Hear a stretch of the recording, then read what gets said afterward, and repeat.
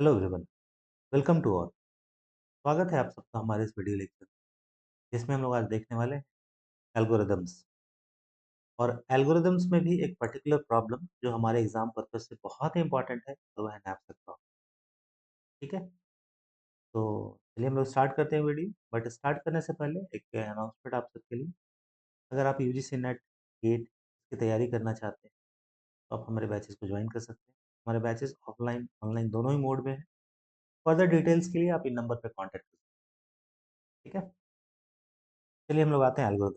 तो हम लोग एल्गोरिदम जानते हैं। एल्गोरिदम क्या होता है? अगर सिंपल भाषा में बोले तो किसी प्रॉब्लम को सॉल्व करने का स्टेप बाय स्टेप तरीका है एल्गोरिदम का। ठीक है, अब ये एल्गोरिदम के ना किसी पर्टिकुलर प्रॉब्लम को सॉल्व करने के बहुत तरह की स्ट्रेटेजी हो सकती है। इसलिए हम लोग एल्गोरिदम में भी बोलते हैं कि इस अप्रोच को हम लोग फॉलो करें। तो ये जो हमारा नैपसैक प्रॉब्लम है, नैपसैक प्रॉब्लम बेसिकली ये दो वर्जन में आता है, होता है। ठीक है, पहला है fractional nap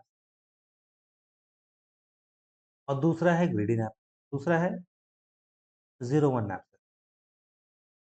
zero one nap, दोनों में बहुत फर्क है। फ्रैक्शनल नैपसैक को हम लोग ग्रीडी मेथड से सॉल्व करते हैं, जबकि जीरो वन नैपसैक को हम लोग डायनेमिक प्रोग्रामिंग से सॉल्व करते हैं। अगर आप जानना चाहें कि ये ग्रीडी मेथड क्या होता है और डायनेमिक प्रोग्रामिंग क्या होता है, दोनों में अंतर क्या है, तो आप ये समझ लीजिए। ग्रीडी जैसे नाम है, ग्रीडी हिंदी में क्या बोलते हैं? इसका अर्थ लालची, जो तुरंत के बारे में सोचता है, तुरंत का फायदा, जब अभी तुरंत का हम बेनिफिट हो जाए। ठीक है, और डायनेमिक प्रोग्रामिंग क्या है? डायनेमिक प्रोग्रामिंग जो जो अप्रोच है ये बिल्कुल ग्रिडी वाले से अलग होता है, लेकिन हम लोग अभी इसमें नहीं आए। हम लोग ग्रिडी के बारे में बात करें तो ग्रिडी मेथड क्या होगा? तो तुरंत का फायदा देखेगा कि अभी ये करने से मुझे क्या फायदा मिलने वाला है। भले ही उस डिसीजन को लेने से उसे बाद में प्रॉब्लम हो, लेकिन उससे उसे मतलब नहीं, उसको तुरंत का फायदा, तुरंत का प्लेजर ये दिख रहा है। ठीक है, ये नैपसैक प्रॉब्लम है क्या? तो हम लोग इसे एक पर्टिकुलर एग्जाम्पल से सपोज एक पर्टिकुलर आदमी खजाने की खोज में एक आइलैंड पे चला जाता है। उसके पास एक बैग है। ये जो नैपसैक है ना, एक फैंसी वर्ड है बैग के लिए। जो स्टूडेंट पीठ पे बैग जो रखते हैं ना, वही बैग, उसे ही नैपसैक बोलते हैं। तो शुरू में लगता है नैपसैक कठिन सा वर्ड होगा, लेकिन अगर एक बार आप जान गए कि नैपसैक का मतलब बैग है तो ये प्रॉब्लम अपने आप थोड़ा सा आसान हो जाता है। ठीक है, देखिए दिखावा कितनी बड़ी बात है। अब देखिए ये नैपसैक क्या है?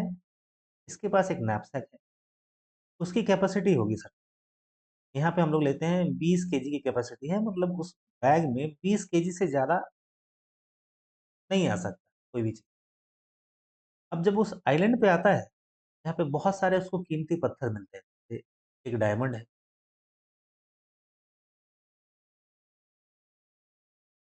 ये 10 केजी का है। ठीक है, और हम लोग जानते हैं डायमंड या बाकी भी जितने भी प्रेशियस स्टोन्स हैं, उनका जो प्राइस हम लोग डिटरमाइन कर रहे हैं यहाँ पे, वो वेट के हिसाब से कर।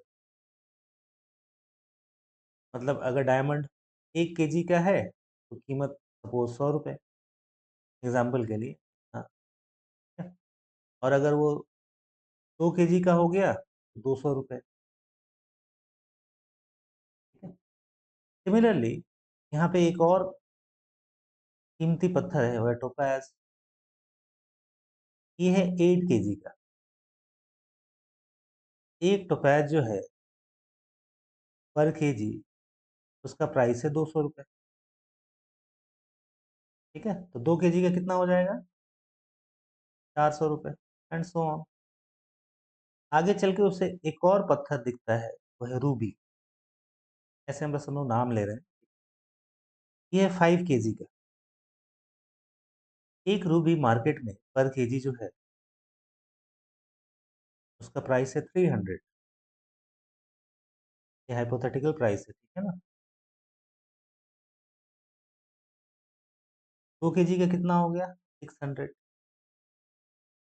फिर कोई और पत्थर का नाम ले लेते हैं, जैसे डायमंड हो गया, टोपैज हो गया, रूबी हो गया, और कुछ नाम लीजिए, इमराल्ड सपोज। ठीक है, ये 4 kg का है। तो थोड़ा हैंडराइटिंग के लिए अपन, मेरे ख्याल से हैंडराइटिंग समझ में आ रहा होगा, अदरवाइज। हाँ, इमराल्ड कितने का है?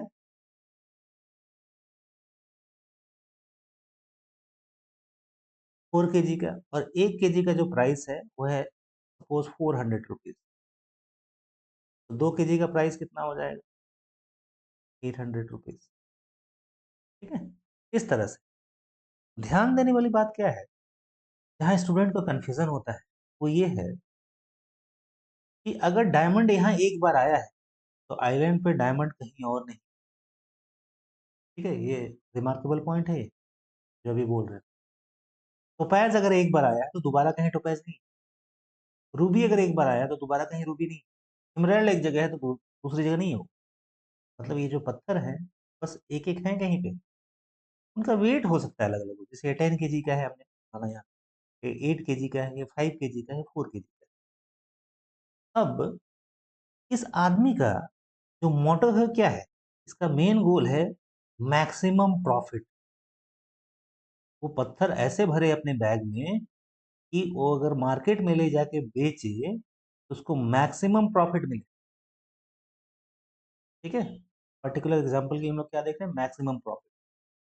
अब देखिए, उसके बैग की कैपेसिटी है 20 kg, उससे ज्यादा उसमें सामान नहीं आ सकता। अगर वो पहले जाता है और बैग में एक डायमंड डाल लेता है पूरा का पूरा, तो डायमंड का वेट कितना है? 10 kg। तो बैग की 10 kg की कैपेसिटी जो है वो यूज हो गई।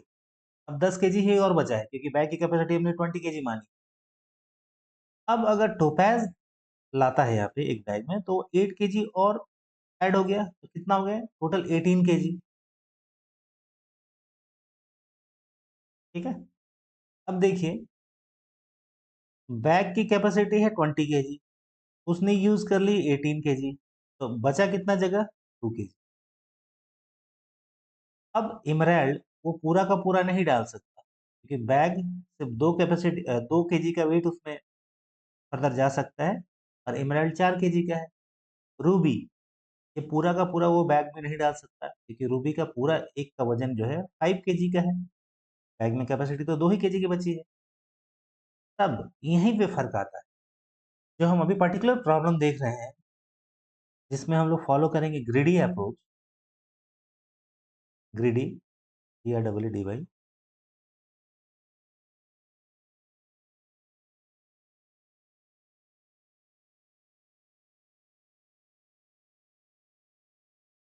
ग्रीडी अप्रोच क्या है? ये इसे बोलते हैं fractional knapsack problem. Fractional knapsack problem. जबकि जो डायनामिक प्रोग्रामिंग वाला है, हमने देखा था, उसे बोलते हैं आप 0 1 knapsack problem.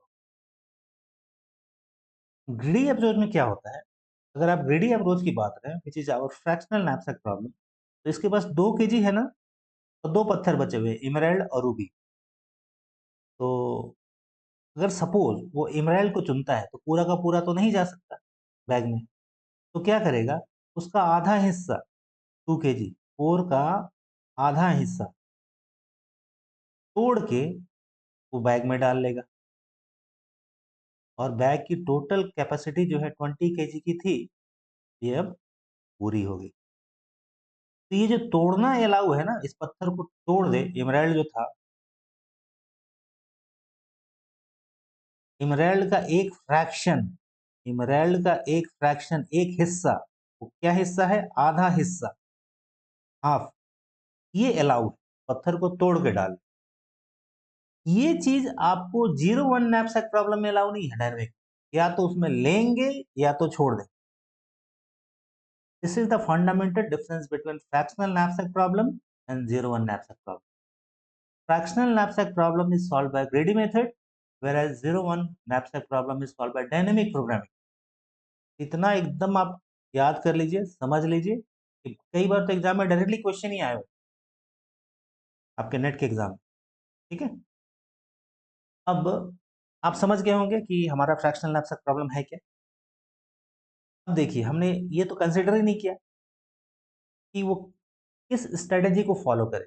As a layman, अगर उस आदमी को कुछ नहीं आता है, अगर हम रियल वर्ल्ड की बात करें और वो आदमी एल्गोरिदम के बारे में उसको जानकारी नहीं है, फिर भी क्या है, वो अपने हिसाब से सोचेगा कि हम क्या लें कि मुझे ज़्यादा से ज़्यादा प्रॉफिट, ठीक है। तो वो without applying any algorithm technique जो वो यूज़ कर रहा होगा, that is called brute force. क्या बोलते हैं उसको? मतलब सारी पॉसिबिलिटी वो लगाना ब्रूट फोर्स अप्रोच है। लेकिन हम लोग यहाँ, क्योंकि हम लोग पढ़े लिखे लोग हैं, आप लोग एल्गोरिदम का स्टडी कर रहे हैं, तो we apply some approach here, and that approach is for the time being it is greedy approach.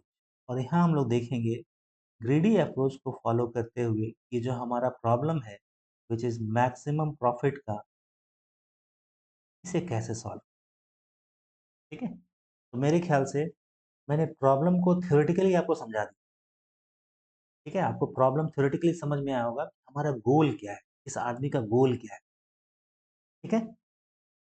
अब आइए इस प्रॉब्लम को हम लोग फॉर्मली लिखते हैं, ठीक है। थोड़ा टाइम आपको देना पड़ेगा क्योंकि एल्गोरिथम्स वगैरह जो है ना, ये काफ़ी समझने वाली चीज़ें हैं। आप इसे एकदम स्किप करके नहीं चल सकते तब, ठीक है। अब चलिए, तो हम लोग इस प्रॉब्लम को कैसे डिफाइन करते हैं, नापसक प्रॉब्लम।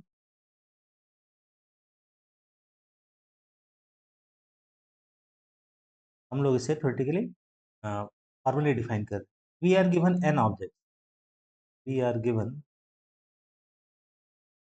एन ऑब्जेक्ट्स, ठीक है। हम लोग कंपेयर करेंगे अपने एग्जांपल से। एन ऑब्जेक्ट्स, यहाँ पे एन की वैल्यू कितनी थी, यहाँ 4 ऑब्जेक्ट थे, डायमंड, टोपैज, रूबी और एमलेट। यहाँ एन की वैल्यू होगी 4, ठीक है। We are given N object, पहला line, and and in knapsack और बैग, ठीक है। नाउ आगे लिखते हैं, object I has a weight, हर एक पत्थर का वेट था। Object I has weight W i, ठीक है। जैसे हमने मान लीजिए यहाँ पे 4 है, डायमंड, टोपैज, इमराल्ड और रूबी। डायमंड, टोपैज, आप नंबरिंग कर दें यहाँ पे, i equal to 2, emerald i equal to 3, ruby i equal to 4, ठीक है। ये नंबरिंग आपके हाथ में है। तो अगर आप ऑब्जेक्ट 1 लेते हैं तो उसका वेट क्या है, हम वेट इज गिवन जो हमारे केस में 10 kg,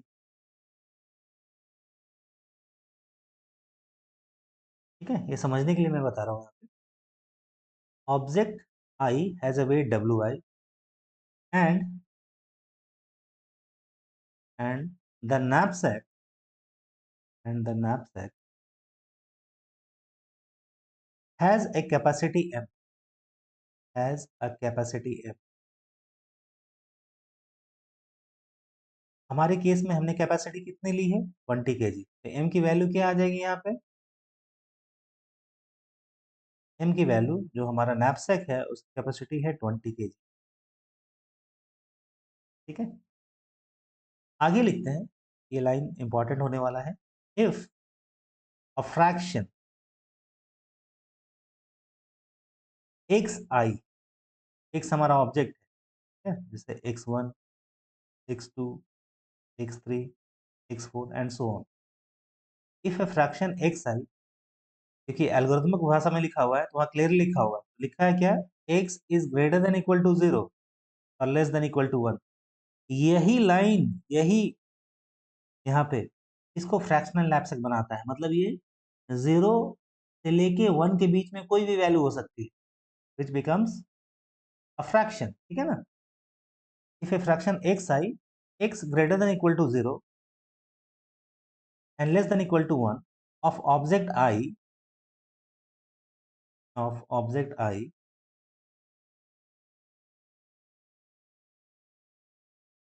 is placed into the knapsack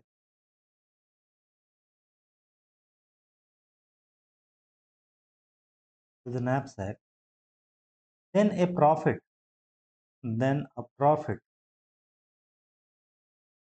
pi xi is earned। अब इस लाइन का मतलब क्या हुआ?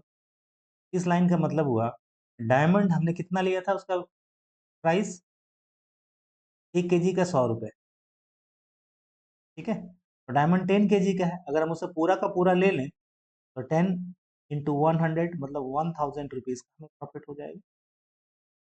वही लिखा हुआ है, then profit P I x I is earned. अगर टोपेज ले लें तो टोपेज का जो प्राइस था उसको उससे मल्टीप्लाई कर देंगे एंड सो ऑन, ठीक है। नाउ हमारा ऑब्जेक्टिव क्या है? इतना करने के बाद we come to our objective. ये प्रॉब्लम हमने डिफाइन कर दिया फॉर्मली। ऑब्जेक्टिव हमारा है ऐसा फीलिंग जो कि हमें मैक्सिमम प्रॉफिट दिला सके, ठीक है। The objective is to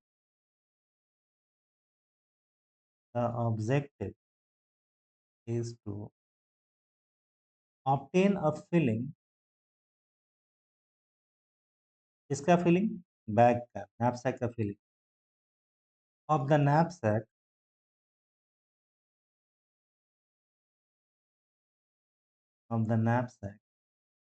that maximizes the total profit, that maximizes the total profit earned,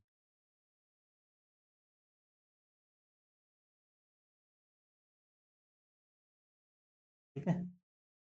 since the knapsack capacity is m, knapsack capacity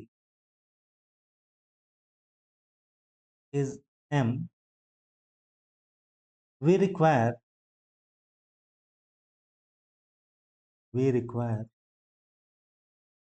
the total weight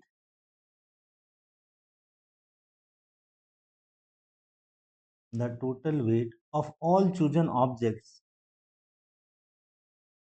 जो हम अपने बैग में भरेंगे, of all chosen objects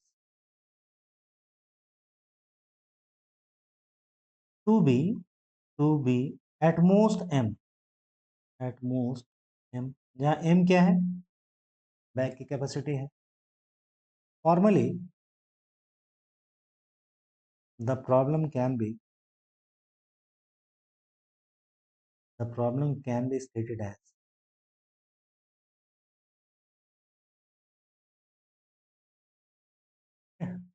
ये हमने लिख दिया theoretically और एक एक करके चीजें भी आपको समझा दी है। नाउ जो हमारा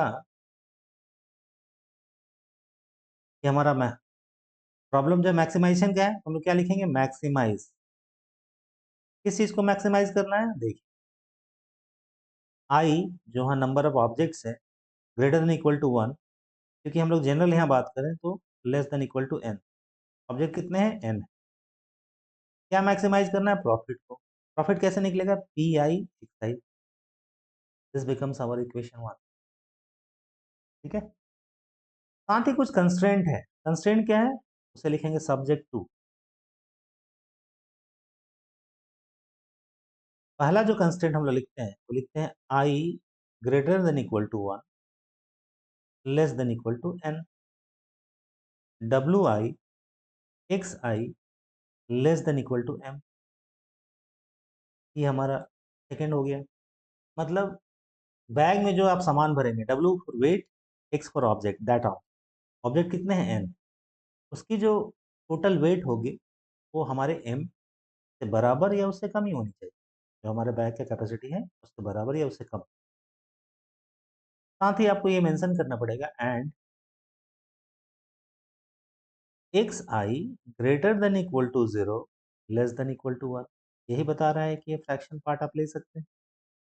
साथ ही आई के बारे में बोलना पड़ेगा, आई क्या है यहाँ पे? आई ग्रेटर देन इक्वल टू 1। आपको एल्गोरिदम में एक बात का ध्यान रखना है, जो आप मेंशन करेंगे, जो वेरिएबल, तो आपको क्लियरली बताना पड़ेगा, अदरवाइज ना इट विल क्रिएट कंफ्यूजन। आपका एल्गोरिदम क्या है? एम्बिगुअस नहीं होना चाहिए, इसलिए हम लोग एल्गोरिदम के प्रॉपर्टी में पढ़ते हैं, एम्बिग्युइटी नहीं होनी चाहिए, ठीक है ना? ये हमारा इक्वेशन 3 हो गया, ये 3 हो गया एक तरह से बताने के लिए। साथ ही एक लाइन और लिख दे, जो प्रॉफिट होगा, द प्रॉफिट एंड वेट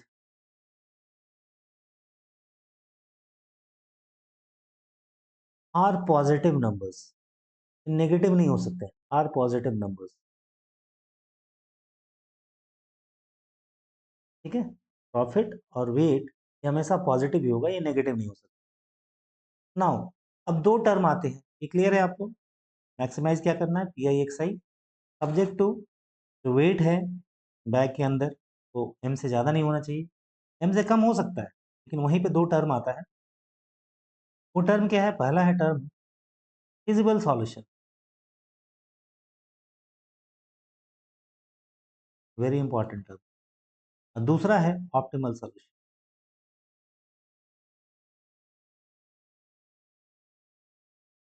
अब डिफरेंस क्या है दोनों में? तो फिजिबल सॉल्यूशन देखिए, अगर हम बैग में क्या किए, 12 kg भर के ले आए, इसे बोलेंगे फिजिबल सॉल्यूशन। 18 kg भर के ले आए, फिजिबल सॉल्यूशन। 10 kg भर के ले आए, फिजिबल सॉल्यूशन। 19 kg भर के ले आए, फिजिबल सॉल्यूशन। 20 kg भर के लाए, फिजिबल सॉल्यूशन। ये सारे they are all feasible solution. Profit को भी छोड़िए, बस ऐसे देखते हैं, they are all feasible solution, क्योंकि ये हमारे कंस्ट्रेंट को वायलेट नहीं कर रहा है। कंस्ट्रेंट क्या है हमारा? Constraint is this one, subject to W I x I less than equal to M. ये हमारा गोल है, ये कंस्ट्रेंट नहीं। मैक्सिमाइज जो है, दिस इज आवर गोल। अब ये जो फिजिबल सॉल्यूशन है, मतलब ये सब सारे वैलिड सॉल्यूशन है, दे आर ऑल फिजिबल। इसमें से एक सॉल्यूशन ऐसा होगा जिससे ज्यादा प्रॉफिट आप कभी नहीं कमा सकते, and that one becomes optimal solution. जितने फिजिबल सॉल्यूशन आप दे रखे हैं, उसमें से कोई एक ऐसा होगा जिसको लेने से आपको मैक्सिमम प्रॉफिट हो रहा होगा, और वही फिजिबल सॉल्यूशन क्या बन जाएगा? Optimal solution. क्लियर है ये? तो फिजिबल सॉल्यूशन जो है, many feasible solutions may be there, but there will be only one optimal solution. ये सारे टर्म जो है ना, ये धीरे धीरे क्लियर होते हैं, ठीक है? तो हम लोग क्या लिखेंगे? लाइन को लिख देते हैं, a feasible solution, a feasible solution और filling is any set x1, x2 up to xn satisfying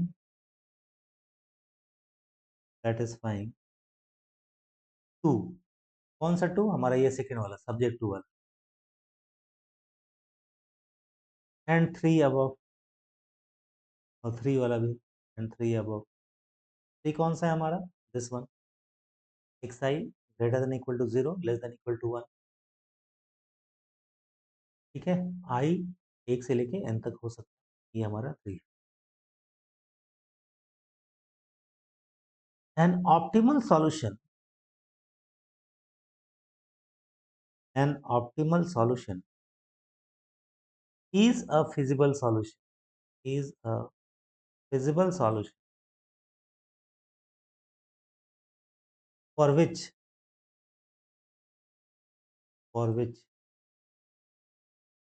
one is maximum, one is maximum या मैक्सिमाइज, आप जो चाहें लिखें, ठीक है? ऑप्टिमल सॉल्यूशन क्या होगा? जिसके लिए ये जो है वन वाला, ये मैक्सिमम, ये हमने नैपसैप प्रॉब्लम को डिफाइन कर दिया। मेरे ख्याल से इसमें कोई डाउट आपको नहीं होगा। नाउ अब हम लोग आते हैं हमारा प्रॉब्लम पार्ट पे। तो चलिए हम लोग एक प्रॉब्लम देखते हैं, कैसे उसे सॉल्व करेंगे, ठीक है?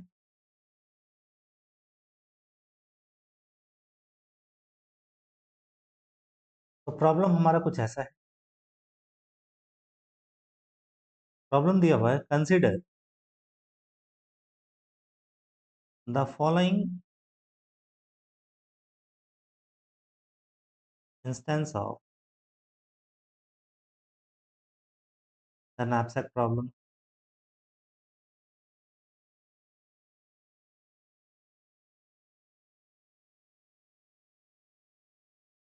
दिया हुआ है n जो है ऑब्जेक्ट्स है वो 3 है, m जो है हमारे बैग की कैपेसिटी वो 20 है। ठीक है, एग्जाम्पल शुरू में छोटा रखते हैं। और साथ ही प्रॉफिट ऐसे दिए हुए P1 मतलब पहले ऑब्जेक्ट का, P2 दूसरे ऑब्जेक्ट का और P3 तीसरे object. 25, 24, 15, W1, W2, W3,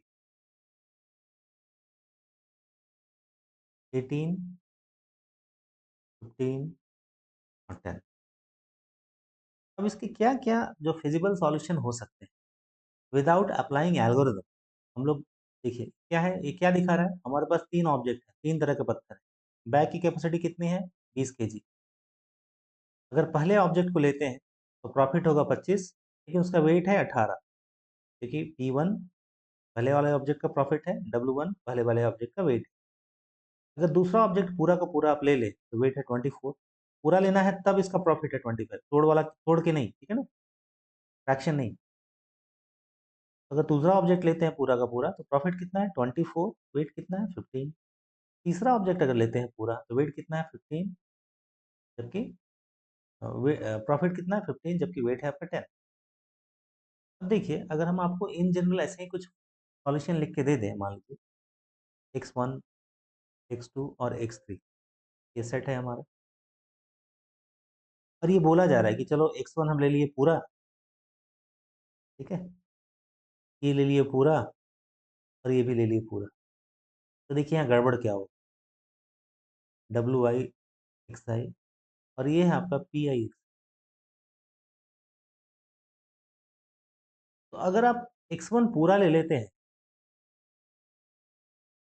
x1 पूरा लेते हैं, x1 का मतलब है पहला ऑब्जेक्ट, तो वेट कितना चला जाएगा 18। ठीक है, ये डब्ल्यू आई एक्स आई पहला ऑब्जेक्ट के लिए।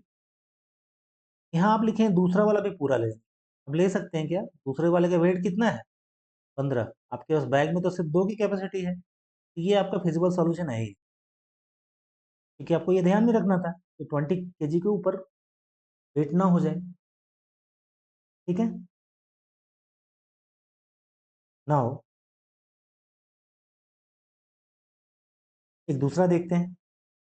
सपोज अब ये करते हैं कि आपने क्या किया, पहला वाला तो पूरा ले लिया, पहला वाला पूरा लेंगे तो वेट कितना आ गया 18, इससे प्रॉफिट कितना मिलेगा आपको 5।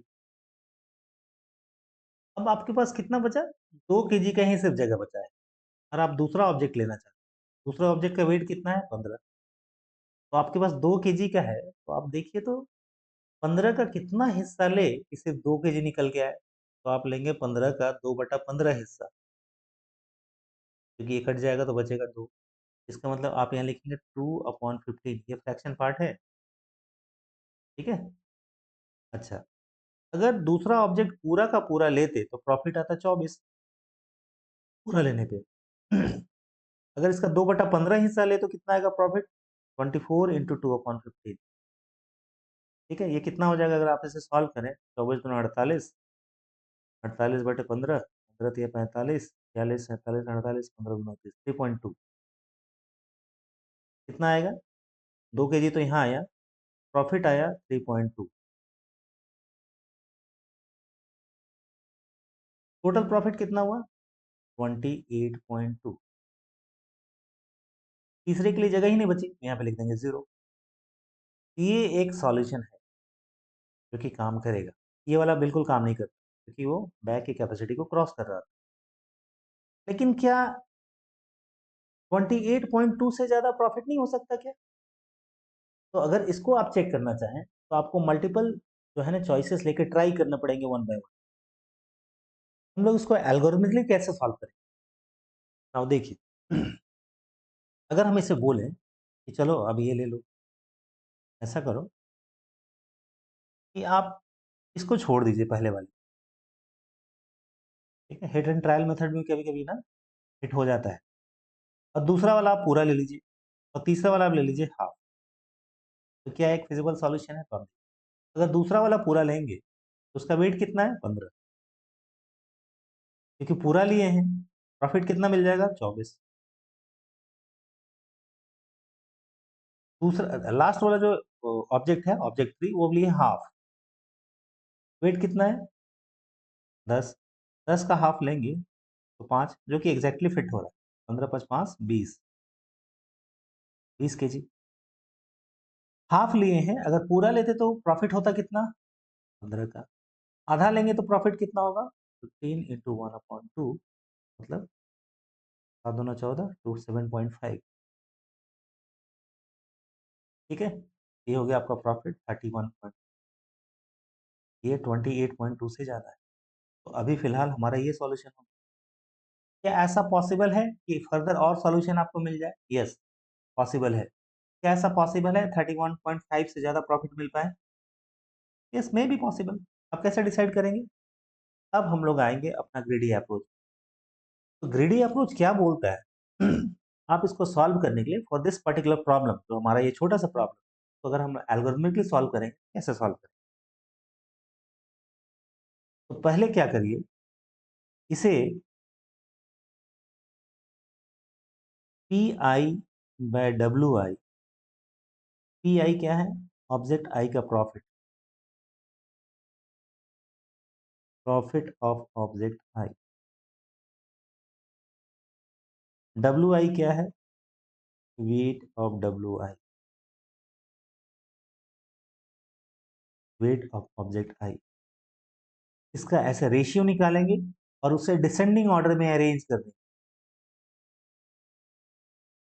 हमारे केस में 3 ऑब्जेक्ट हैं, तो तीनों का आप निकालें। क्या निकालेंगे? P1/W1, P2/W2 और P3/W3। ठीक है, और फाइनली अरेंज करने के बाद सबसे पहले आप उसको लेंगे जिसका P/I/WI रेशियो सबसे ज्यादा हो। ज्यादा हो मतलब क्या है? कि उसका कम से कम वजन आपको ज्यादा से ज्यादा प्रॉफिट दे रहा है। उसको लिखेंगे कैसे? अगर हम लिखना चाहें फॉर्मली तो उसको मैं ऐसे लिखें, if P1/W1 is greater than equal to P2/W2 is greater than equal to, and so on, Pn/Wn, then greedy knapsack, क्योंकि हमें ग्रीडी अप्रोच से सॉल्व किया है, greedy knapsack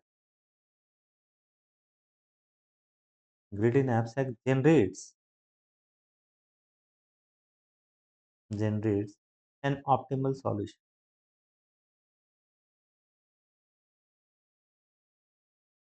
an optimal solution to the given instance of the knapsack problem,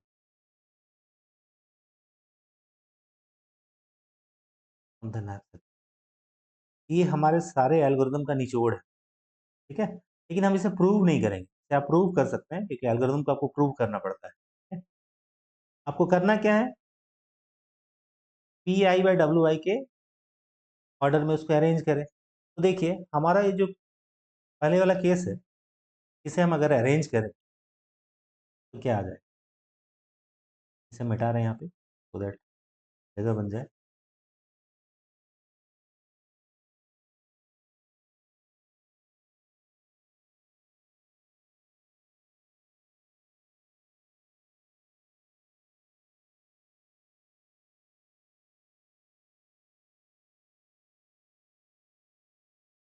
पहला है 25,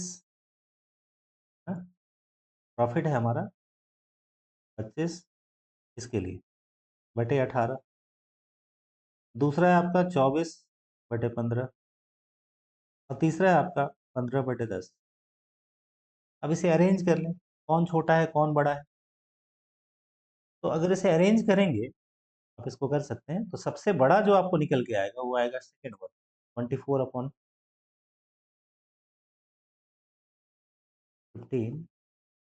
ये बड़ा है 15/10 से, और ये बड़ा है आपका 25/18। सबसे बड़ा कौन है, ये। ठीक है, इसे आप फ्रैक्शन है, आप सॉल्व कर सकते हैं। सॉल्व नहीं किया, अदरवाइज टाइम लग जाए। क्लियर। इसका मतलब है आपको जो है ना सेकेंड वाला, ये सेकेंड वाला है, सेकेंड वाला ऑब्जेक्ट। ये कौन सा है, थर्ड वाला ऑब्जेक्ट। और ये कौन सा है, फर्स्ट वाला ऑब्जेक्ट। मतलब आपको सबसे पहले उस ऑब्जेक्ट को लेना है जिसका P I upon WI ratio सबसे ज्यादा हो, और वह है ऑब्जेक्ट टू। तो आप ऑब्जेक्ट टू को अगर हम यहाँ लिखें, तो आपको सबसे पहले ऑब्जेक्ट टू को लेना है पूरा का पूरा। ऑब्जेक्ट टू आप लिए पूरा का पूरा 1। इससे फायदा क्या होगा, ऑब्जेक्ट टू को लेने से 24 का प्रॉफिट हो रहा है। वेट कितना चला जा रहा है, 15 का। तो 15 आप यहाँ वेट लिखते हैं, और यहाँ 24 प्रॉफिट आ जाए, 24 जो है प्रॉफिट आ जाएगा। तो इतना करने के बाद बैग की कैपेसिटी अभी भी बची हुई कितनी, 5 kg। तो दूसरा आपका ऑब्जेक्ट, दूसरा क्या होगा आपको, अब ऑब्जेक्ट 3 लेना है, क्योंकि इसका PI/WI से ज़्यादा है, इससे 1 वाले से। इसको लेंगे, लेकिन क्योंकि अब आपके बैग में सिर्फ 5 kg का जगह है, इसको पूरा का पूरा 15 तो नहीं ले सकते। इसका कितना हिस्सा लेंगे, 15 का 1/3 हिस्सा लेंगे, तब तो आएगा 5। तो आप इसका 1/3 हिस्सा लेंगे।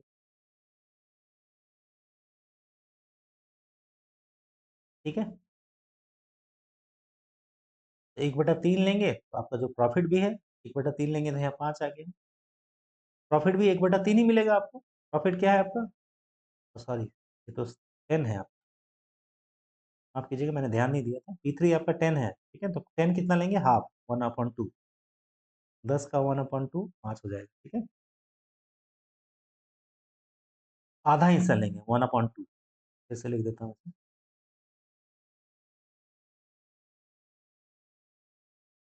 और ये 5 आ गया। लेकिन आपको प्रॉफिट भी आधा ही मिलेगा। प्रॉफिट कितना मिलेगा, 15 का आधा। 15 का आधा मतलब 7.5। तो कैलकुलेट करने की जरूरत नहीं। टोटल प्रॉफिट कितना हो जाएगा।